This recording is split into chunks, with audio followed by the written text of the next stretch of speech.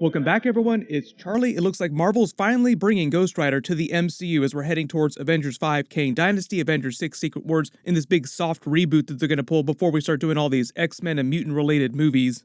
There have been a ton of Ghost Rider Easter eggs through the past few years in Marvel Phase 4. There will be more in some of the upcoming movies and TV shows, so we'll break it all down. If you're brand new to the channel, be sure to subscribe to get all the videos. I know everyone wants to see Marvel Midnight Suns team up in the MCU. Introducing a version of Ghost Rider is just the next step on that path, but there are a couple ways that they're making that happen. Probably the biggest news this past week is that Nicolas Cage is supposed to be coming back as his Johnny Blaze Ghost Rider, and it looks like it's going to be part of Deadpool 3 with all the multiverse hopping that Deadpool and Wolverine are going to be doing. Most of the websites that are reporting this don't specify whether or not Ghost Rider is going to appear in the 838 universe, since it sounds like most of the movie will take place on that Earth, with a few exceptions.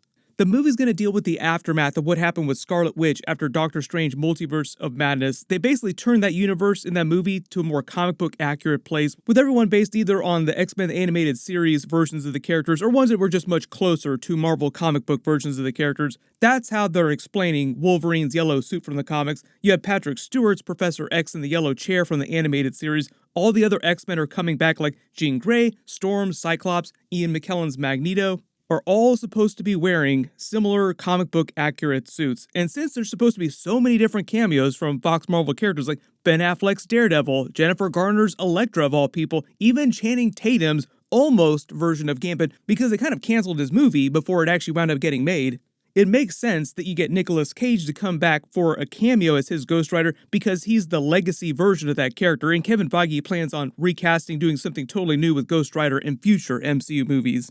The only difference between the Ghost Rider movies and the Fox Marvel movies, because we're doing a lot of Fox Marvel stuff in Deadpool 3, like X-Men Fantastic Four, is that Sony released the original Ghost Rider movies, not Fox. But you have a lot of Tobey Maguire, Andrew Garfield stuff happening in Secret Wars, so it makes sense that they're doing a lot of legacy Sony stuff too.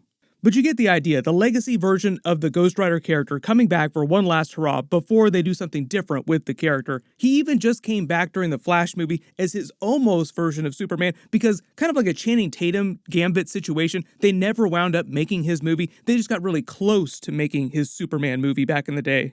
Nicolas Cage is also a huge comic book nerd for his entire life, so he loves doing stuff like this, so he'd probably be pretty quick to come back anyway. Unless you count Agents of S.H.I.E.L.'s Ghost Rider as already being canon to the MCU, this would be like the first real appearance of a Ghost Rider in the MCU. Agents of S.H.I.E.L.D. is mostly canon to the MCU, so you could argue either way that he's already canon, but then you run into some multiverse problems with the Darkhold because there were two different versions. Like the official MCU canon version that we saw during WandaVision in Doctor Strange Multiverse of Madness is totally different from the Agents of S.H.I.E.L.D. version of the Darkhold. But you can see that Kevin Feige has been trying to do Ghost Rider stuff, setting it up in the background with a bunch of Easter eggs in a lot of previous movies. There have been a ton of Ghost Rider Easter eggs and references during Marvel Phase 4.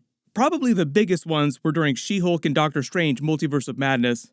Most of the She-Hulk ones were during Episode 4. The episode was called Is This Not Real Magic?, which is a reference to Wong suing the magician pretending to be a full-blown sorcerer.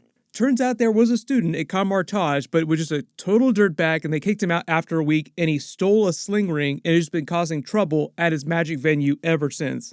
Using the most Ghost Rider name he could possibly think of, the showrunner actually explained what was going on with the Ghost Rider name because he's calling himself Donnie Blaze. Obviously, that's meant to be a reference to Johnny Blaze. The fire dimension that he keeps sending people to is supposed to be a reference to Marvel's version of Hell. There are a couple different dimensions in the MCU that you could call Hell, just in general, like they're called the Hell Lords, and there are a couple major characters that you associate with that, like you can make all the Mephisto jokes that you want. Madison keeps talking about a demon that she made a contract with, like she sold her soul to be sent back home. That's what they basically showed during the post-credit scenes, like her signing her soul away. I gave a couple drops of my blood, signed a contract, and it sent me back. I'm not allowed to talk about it.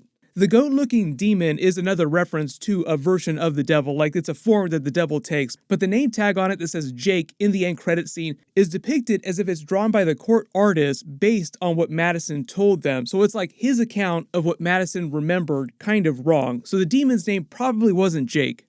I couldn't actually find any demons in Marvel Comics whose names start with a J, so I just assumed that Madison probably got that part wrong because she kind of brushes over a lot of what happened, like, there was this fire dimension, there was a good-looking demon that I sold my soul to, it's all fine. No big deal, he's just gonna steal my soul and the souls of all the people that I love if I tell too many people about this. Because this is Wong, we're dealing with Doctor Strange mythology from the comics. Obviously, they've been setting up a lot of more supernatural stuff just in the MCU in general, heading on the path to introducing characters like Ghost Rider. I believe the actual dimension that she was sent to is the same dimension that you see Doctor Strange and America Chavez traveling through as they go through the multiverse. Like in the background, it looks kind of like this, and it looks a little bit like Mephisto's dimension in the comics too. But that's basically the references that they're going for, like, okay, yeah, we're going for Ghost Rider stuff here. The actual opening scene of the episode starts with a metal cover and the magician, Donnie Blaze, pretending to use magic with a little bit of real magic thrown in there. One of the reasons why we've been seeing so many Ghost Rider Easter eggs with all these magic-based storylines like the Doctor Strange character is because a long time ago, Kevin Feige said one of the things that excited him most about the Doctor Strange character is that it was the pathway to darker stories in the supernatural characters.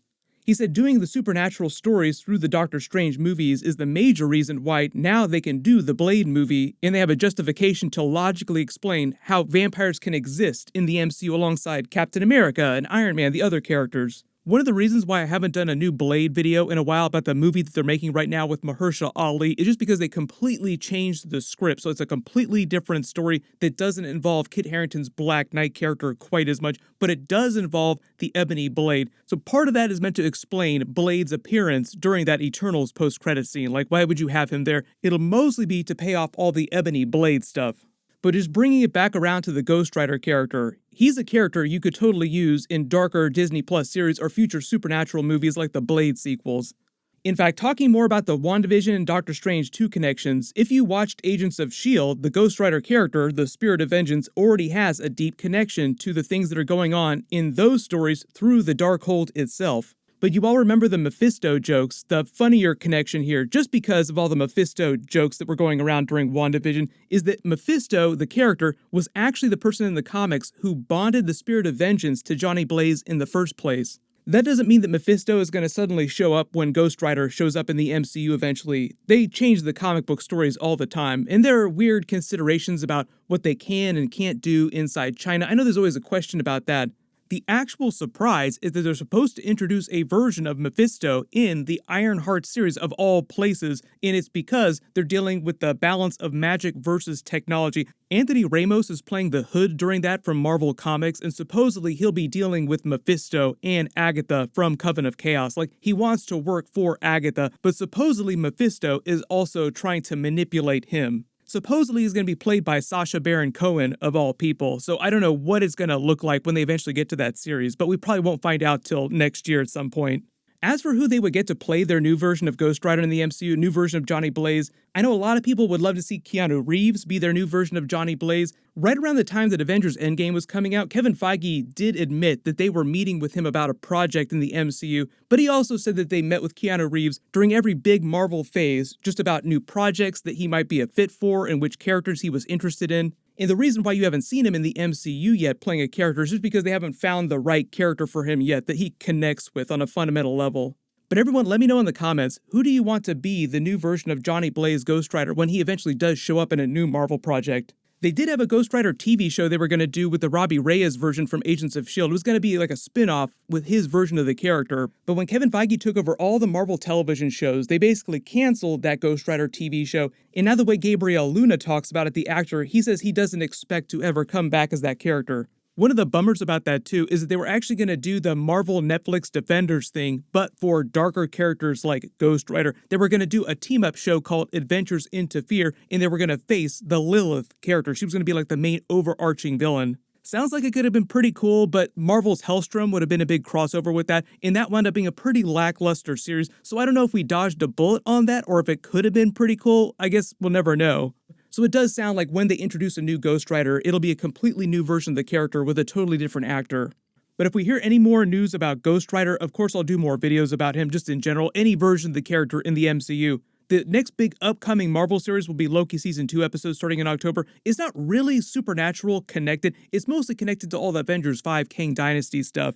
There is a minor connection to the Doctor Strange character, like he is a supernatural character, but not a lot of supernatural stuff happening in Loki. What's happening in Doctor Strange 3, though, is that they'll culminate all the incursions right before Avengers 5. It's like the last movie before Avengers 5. So there's like a loose connection between what's happening in Loki with the incursions in Doctor Strange 3's incursions. While you wait for everything, click here for my Ahsoka Episode 3 trailer video, and click here for that Doctor Strange 3 video to learn what's going on in that movie. Thank you so much for watching, everyone stay safe, and I'll see you guys in the next one.